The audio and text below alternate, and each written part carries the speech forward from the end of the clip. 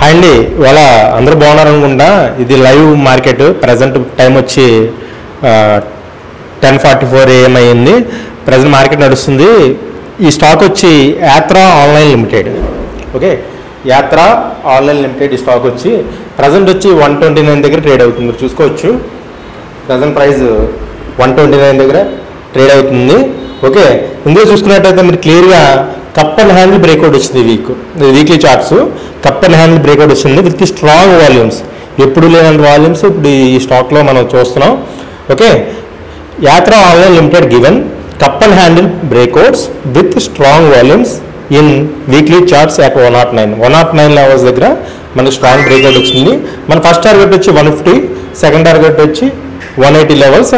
మీరు ఏదైతే మనం 109 దగ్గర బ్రేక్అవుట్ వచ్చినట్టు 109 కింద కొన్ని పాయింట్స్ కిందకి స్టాప్ లాస్ పెట్టుకున్నాం. అది 100 సపోర్ట్స్ కింద యాక్ట్ చేస్తుంది. అదే మన స్టాప్ లాస్ కింద కూడా.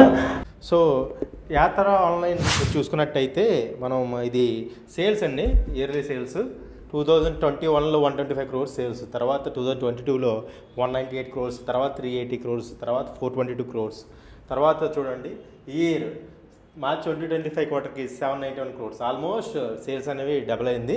ప్రాఫిట్స్ కూడా ఎప్పుడు లాస్ మేకింగ్ కంపెనీ 200 crores, -66, -112, -29 అలా ప్రాఫిట్స్ లాస్ డిక్రీజ్ చేసుకుంటూ ఫైనల్గా ప్రాఫిట్లో ఫస్ట్ టైం 2023లో టర్న్ అయింది. తర్వాత మార్జినల్ లాస్, తర్వాత ఇప్పుడు స్ట్రాంగ్ ప్రాఫిట్స్ పోస్ట్ చేసింది. ఆల్మోస్ట్ 35 crores ప్రాఫిట్స్ అనేది ఈ ఫైనాన్షియల్ ఇయర్ ఎండింగ్లో 25లో మనకి ఈ కంపెనీ అనేది పోస్ట్ చేసింది. మీరు చూసుకున్నట్టయితే సేల్స్ మాత్రం ఎప్పుడు బాగా ఇంప్రూవ్ అవుతున్నాయి. ఓకే, వాళ్ళకున్న ఇంట్రెస్ట్ వల్ల కూడా కొంచెం ప్రాఫిట్స్ అనేది కొంచెం ఇబ్బంది కలిగింది, కానీ లాస్ట్ ఇయర్ మాత్రం మంచి ప్రాఫిట్స్ పోస్ట్ చేసింది. మీరు చూసుకున్నట్టయితే 3% ఆపరేటింగ్ మార్జిన్ పర్సంటేజ్ ఉంది కదా, 3%, 6% ఇట్లాగా ఆపరేటింగ్ మార్జిన్ పర్సంటేజ్ అయితే లాస్ట్ 2 yearsలో మంచిగా గ్రో అయింది. Okay, coming to the investors చూసుకున్నట్టయితే వీళ్ళు FIIs, DIIs హోల్డింగ్స్ మీరు క్లియర్గా చూసుకోవచ్చు. FIIs, DIIs. Okay, so FIIs, DIIs first promoters, next FIIs, తర్వాత DIIs, తర్వాత పబ్లిక్ హోల్డింగ్. మీరు క్లియర్గా చూసుకున్నట్టయితే లాస్ట్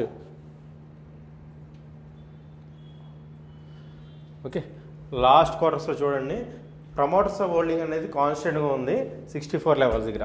64 క్లియర్గా 64 దగ్గర కనిపిస్తుంది. తర్వాత చూడండి FIIs హోల్డింగ్స్. ఓకే, స్లోగా డిక్రీజ్ చేశారు, లాస్ట్ క్వార్టర్ మార్జిన్గా ఇంక్రీజ్ చేశారు. Okay, DIIs holdings